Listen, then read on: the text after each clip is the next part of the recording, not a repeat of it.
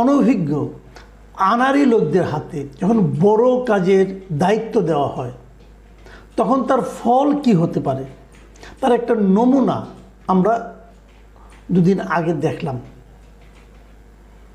জনপ্রশাসন বিষয়ক যে সংস্কার কমিশন, তাদের একটা মত বিনিময় ছিল, ঘোষণা ছিল সাংবাদিকদের কাছে, এবং সেখানে সেই সংবাদ সম্মেলনে কিভাবে কি পরিস্থিতির উদ্ভব হলো সেটা নিয়ে আমি আজকে একটু আলোচনা করতে চাই। আপনারা সবাই দেখেছেন, এটা খুব একটা নতুন ঘটনা না, একদম রিসেন্ট ঘটনা নয়, মানে একদম যে আজকেই ঘটেছে টাটকা ঘটনা তা নয়, একদিন আগের ঘটনা। কিন্তু বিশ্লেষণটা আমি মনে করেছি একদিন পরে হলো করা দরকার। আমি যে ভিডিওগুলো আপনারা দেখেছেন, আমার ধারণা সোশ্যাল মিডিয়ায় দেখা গেছে ভিডিওগুলো, বিভিন্ন ইলেকট্রনিক মিডিয়ার যে চ্যানেল আছে সেখানে দেখা গেছে অনেকে আনকাট চালিয়েছেন পুরো অনুষ্ঠানের। এখানে আমি যে ভিডিওটা দেখেছি সেখানে আমি তিনটা ক্যারেক্টার দেখতে পেলাম মঞ্চে বসেছিলেন সামনের দিকে। একজন হলেন ওই কমিশনের যিনি চেয়ারম্যান ছিলেন জনাব আব্দুল মুহিত চৌধুরী, উনি সাবেক সচিব, উনি বিমানের এমডিও ছিলেন, মানে উনি ঝানু ব্যক্তি, একজন ঝানু আমলা আমি বলবো। এবং সেই সঙ্গে বর্তমানে চেহারা দেখলাম যেটা মোটামুটি ভালোই বুড়ো হয়ে গেছেন, কারণ উনি রিটায়ারই করেছেন প্রায় 20 বছর আগে, কাজে বুঝতেই পারছেন ওনার বয়স অনেক হয়েছে। পাশে ছিলেন জনপ্রশাসন মন্ত্রণালয়ের সচিব মিস্টার মুখলিসুর রহমান, এবং তার পাশে ছিলেন এই জনপ্রশাসন সংস্কার কমিশনের যে শিক্ষার্থী প্রতিনিধি মিস্টার মেহেদি হাসান। সরকার যতগুলি কমিশন করেছে সবগুলি কমিশনে একজন করে শিক্ষার্থী প্রতিনিধি দিয়ে দিয়েছে। এটা কমন, অন্যরা যে যাই থাকুক না কেন, অন্য প্রফেশনের অন্য পেশায় যারাই থাকুক না কেন, কোনো সমস্যা নাই, কিন্তু এটা কমন, এটা হলো শিক্ষার্থী প্রতিনিধি রাখতে হবে। সেই শিক্ষার্থী প্রতিনিধি কে নিয়োগ করছে, কে বিচার করছে, কে তাকে নির্বাচন করছে, কোন যোগ্যতায় নির্বাচন করছে, এবং সে সেই কমিশনে কি ভূমিকা রাখতে পারবে অথবা কতটুকু রাখার যোগ্যতা আছে, সেগুলো আদৌ বিচার করা হয়েছে কিনা, করলে কে করেছে, কোন বিবেচনায় করেছে, এগুলো সবই প্রশ্ন আপনি তুলতে পারেন, কিন্তু কোনো প্রশ্নের কোনো জবাব পাবেন না। আমাদের এখানে যে ট্রান্সপারেন্ট গভর্নমেন্ট আছে, যে পরিষ্কার গভর্নমেন্ট, যে স্বচ্ছ সরকার, তাদের কাছ থেকে কোনো জবাবই মিলবে না আপনার। তারপর আপনাকে ভাবতে হবে, আপনাকে বলতে হবে, আপনাকে বিশ্বাস করতে হবে এটা একটা ট্রান্সপারেন্ট গভর্নমেন্ট। এরা আমাদের অনেক কিছু করে দেবে, এরা আমাদের সংস্কার করে দেবে, এরা আমাদের চেহারা পাল্টে দেবে, এরা আমার দেশের রাজনীতিকে পাল্টে দেবে। বিশাল সব জ্ঞানী লোক এখানে বসে আছে, সেই জ্ঞানের বহর এবং সেই জ্ঞানের উত্তাপে নয়, উৎপাতে আমরা এখন ক্লান্ত হয়ে যাচ্ছি। উদাহরণ দিচ্ছি, যেখানে দেখছিলাম ওখানে হঠাৎ করে দেখলাম এই যে মেহেদি হাসান সাহেব, যিনি এখনও স্টুডেন্ট, লেখাপড়া শেষ করেন নাই, বিশাল জ্ঞান নিয়ে ওখানে বসেছেন। তিনি সাংবাদিকদেরকে বলতেছেন উদ্দেশ্য করে, কি বলতেছেন, আমি যেহেতু ভিডিও চালাই না, এটা আমার একটা সীমাবদ্ধতা, আমি ওই ভিডিও থেকে হুবহু আমি নোট করে আপনাদেরকে পড়ে শোনাচ্ছি। তিনি বলেছেন, যখন আপনারা কথা বলতেছেন জনপ্রশাসন সংস্কার কমিশন, তখন আপনাদের জনপ্রশাসন সম্পর্কে কিছু বেসিক বিষয় একটু চিন্তা ভাবনা করে পড়াশোনা করে আসার দরকার ছিল। সেই জায়গা থেকে আপনাদের একটু ঘাটতি দেখা গেছে। মানে যারা প্রশ্ন করেছেন যে সাংবাদিকগণ, তাদেরকে মেহেদি হাসান সাহেব জ্ঞান দিচ্ছেন, বোঝাচ্ছেন যে আপনারা যেভাবে সাংবাদিকতা করছেন এটা সাংবাদিকতা নয়। আসলে সাংবাদিকতা হলো আমার কাছে শিখেন, সেটা কি আপনি যে বিষয়ে কথা বলতে চান সেই বিষয়ে আপনার সেটা পড়াশোনা করে আসতে হবে। বিষয়টা কি, জনপ্রশাসন বিষয়ে আপনাদের একটু বেসিক চিন্তা ভাবনা করতে হবে, একটু পড়াশোনা করে আসতে হবে। এই হলো আমাদের মহাজ্ঞানী মেহেদি হাসানের বক্তব্য, উপদেশ সাংবাদিকদের প্রতি। এটাই সমস্যা, এটাই হলো বেসিক সমস্যা, যে অনভিজ্ঞতার যে কি সমস্যাটা হয়, নেতৃত্ব যখন অনভিজ্ঞতার হাতে পড়ে তখন এই ঝামেলাটা হয়। এরা মনে করে, এরা সবাইকে জ্ঞান দিতে চায়, এরা মনে করে যে আমি সব বুঝি। আর এদের মধ্যে আরেকটা যোগ হয়েছে, যেটা হলো মানে সিনিয়রদেরকে অশ্রদ্ধা করা, যারা এখানে সাংবাদিক হিসেবে গিয়েছিলেন, এদের আমার জানা মতে বাংলাদেশে যারা সাংবাদিক আছেন এখন এই মুহূর্তে, যারা মানে পেশাদার সাংবাদিক, বিশেষ করে যারা সচিবালয়ে বিট করেন, আমি যতটুকু জানি এদের 90% সাংবাদিক মাস্টার্স ডিগ্রি পাস করা।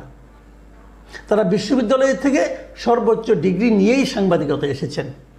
তাকে এই ছাত্র বলছে যে একটু লেখাপড়া করে আসতে হবে।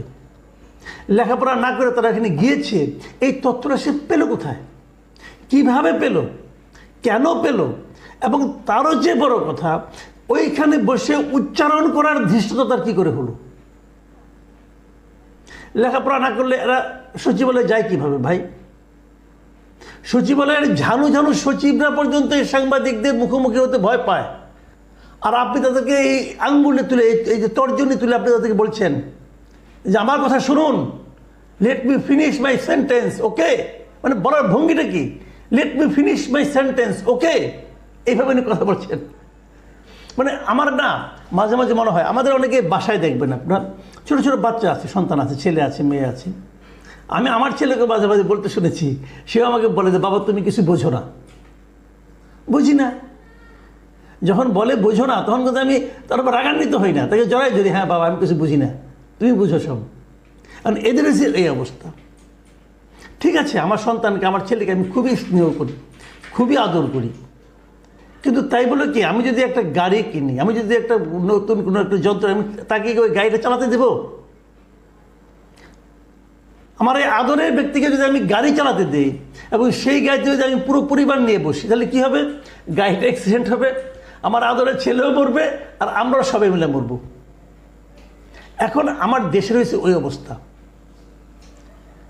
দেশের গুরুত্বপূর্ণ যে প্রশাসন, গুরুত্বপূর্ণ যে বিষয়গুলো, সেগুলো পরিচালনার দায়িত্ব পড়েছে এই অনভিজ্ঞ আমাদের সন্তান সম শিক্ষার্থীদের হাতে। ওরাও মরবে, দেশটাও ডুববে, আমাদেরও মারবে, আমার এরকম মনে হয় মাঝে মাঝে। আচ্ছা ঠিক আছে, উনি না হয় বললেন। তখন আবার আমি দেখলাম এই আব্দুল মুহিত চৌধুরীর কাণ্ড কারখানা। দেখেন, লোকটা বয়স হয়েছে, তো আসলে বয়সের লোকদের প্রতি আমার এক ধরনের মায়া কাজ করে। মায়া কাজ করে মানে এদের স্মৃতি ভ্রম ঘটে, এদের কথাবার্তার ধারাবাহিকতা থাকে না, এরা কি বলতে যে কি বলে ফেলে ঠিক থাকে না, এরকম হয়। অনেক জ্ঞানী লোককে আমি দেখেছি, বয়সজনিত কারণে মাথার দু একটা তার ছিঁড়ে যায়, এরকম হয়। ওনার হয়েছে বলে আমার কাছে আজকে ওনার কথাগুলি শুনে মনে হয়েছে।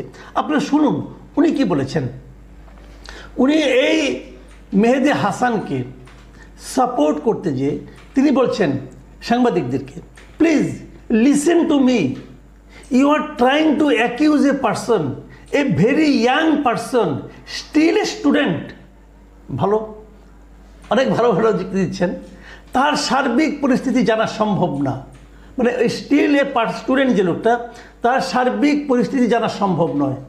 আরে ভাই, যদি তার সার্বিক পরিস্থিতি জানা সম্ভব না হয়, তাকে আপনি কমিশনে বসালেন কেন? এটাকে ফাজলামি করার জায়গা নাকি রে ভাই? এটাকে ফাজলামো করার জায়গা? আপনি জনপ্রশাসন সংস্কার করবেন, সেখানে যে সব পরিস্থিতি জানেন না তাকে আপনি বসিয়েছেন কেন? তাকে নিয়েছেন কেন? তাকে তো বেতনও দেওয়া হচ্ছে, ওই ছেলেটাকে তো বেতনও দেওয়া হচ্ছে, টাকা দেওয়া হচ্ছে, সরকারি খাত থেকে টাকা যাচ্ছে। এটা কি কোনো বাবার টাকা নাকি? আমাদের টাকা, আপনার টাকা। এই টাকার অপচয় কে কে জবাবদিহি করবে এগুলো? ঠিক আছে, শুনেন তারপরে আরও সে কী বলছে, আরও কি সুন্দর যুক্তি। কিন্তু সে জেল খেটেছে, জেল থেকে বের হয়ে আসছে এবং এ আন্দোলন করছে, আন্দোলন করেছে। আন্দোলন তো আপনারা এখানে যারা আমরা করি নাই। মানে এই ছেলেটার জেল খাটছে, এটা একটা যোগ্যতা, জেল থেকে বের হয়েছে এটা আরেকটা যোগ্যতা, এবং উনি আন্দোলন করছে এটাও একটা যোগ্যতা। সব যোগ্যতা, আমি অস্বীকার করছি না, সব যোগ্যতা। তারপরে যে কথা উনি বলেছেন, আন্দোলন তো আপনারা এখানে যারা আমরা করি নাই, মানে আমি তো করিই নাই, যারা সাংবাদিকরা আছেন তারা কেউ আন্দোলন করেন নাই। মুহিত চৌধুরীকে আমি বলতে চাই, ভাই আপনার শীত ঘুম ভাঙেন, দেশ সম্বন্ধে কোনো খবর রাখেন? এই আন্দোলন কে করেছে? আপনি করেছেন? আপনি করেন নাই? আপনি যে করেন এটা আমি শিওর, কারণ আপনার কথা থেকে সেটা মনে হচ্ছে। কিন্তু আপনি সাংবাদিকদেরকেও আপনার মতো ঘুমে জাগরণে সেই সময় কাটিয়েছে ভাবলেন কিভাবে? আপনি করেন নাই, বুড়া মানুষ ঘরে বসে আছিলেন, ঘরে বসে ঝিমাইছেন, ঠিক আছে থাকেন, আমার কোনো আপত্তি নাই। সাংবাদিকরা করে নাই, এই খবরটা আপনাকে কে দিল? সেটা আপনি এখানে বলার মতো দুঃসাহস কিভাবে অর্জন করলেন? সাংবাদিকরা আন্দোলন না করলে আন্দোলন হতো? কে আন্দোলন করে নাই? রিক্সাওয়ালার আন্দোলন না করলে আন্দোলন হতো? মহিলারা আন্দোলন না করলে আন্দোলন হতো? গৃহবধূরা আন্দোলন না করলে আন্দোলন হতো? এমনকি শিশু কিশোররা পর্যন্ত আন্দোলন করেছে। কোনো খবর রাখেন দেশের? ধাম করে বিরাট একটা পদে বসে পড়ছেন, কোনো খবর রাখেন? রাখেন না। তারপরে আবার যখন এটা দিয়ে আবার সাংবাদিকরা প্রতিবাদ করেছে যে আপনি কি করে বলেন আমরা আন্দোলন করিনি, এবং যারা বললেন আমাদের 6 জন সাংবাদিক এই আন্দোলনে মারা গেছে পর্যন্ত, তখন উনি জবাব দিচ্ছেন। শুনেন দেখেন কি জবাব দিচ্ছেন। তিনি বলেছেন আন্দোলন ছাত্ররা করছে, সেই আন্দোলন আপনারা কাভার করেছেন। সেই কাভার করতে যে আপনারা অনেকেই পুলিশের গুলির সামনে ছিলেন, এভাবে আপনারা আহত হয়েছেন, নিহত হয়েছেন, এটাই স্বাভাবিক। মানে সাংবাদিকরা যে আহত নিহত হয়েছে এটা খুব গুরুত্বপূর্ণ না, কারণ আন্দোলন ছাত্ররাই করছে, আর কেউ করে নাই। এবং এটা কভার করতে যে সাংবাদিকরা গুলি খেয়েছে, সাংবাদিক অন্য কোনো কারণে গুলি খায় নাই। মানে একটা লোক কতটা অবিবেচক, একটা লোক কত তার চিন্তা কতটা বাস্তবতা বিবর্জিত হলে পরে এই ধরনের কথা বলতে পারে। আমি কিন্তু এখন দেখেন, আমি আলোচনাটা শুরু করেছিলাম এই মেহেদী হাসানের অবিশ্বাসকারিতা নিয়ে, মেহেদী হাসানের আমি অনভিজ্ঞতা নিয়ে, কিন্তু আসলে আমি মেহেদী হাসানের চেয়েও বেশি আতঙ্কিত এই মুহিত চৌধুরীদের মতো বৃদ্ধদের নিয়ে। তারা তো পুরো জিনিসটাকে গুলিয়ে ফেলেছে, তারা তো আন্দোলনের স্পিরিটটাকেই বুঝতে পারছে না। এই সমস্ত ছোড়া এবং বুড়াদের দিয়ে আমরা কি করবোটা কি? এদের নিয়ে জড়ো করা হয়েছে বিভিন্ন কমিশনের নামে। এরা করবে সংস্কার, সেই সংস্কারে দেশ পরিবর্তন হবে। আফসোস।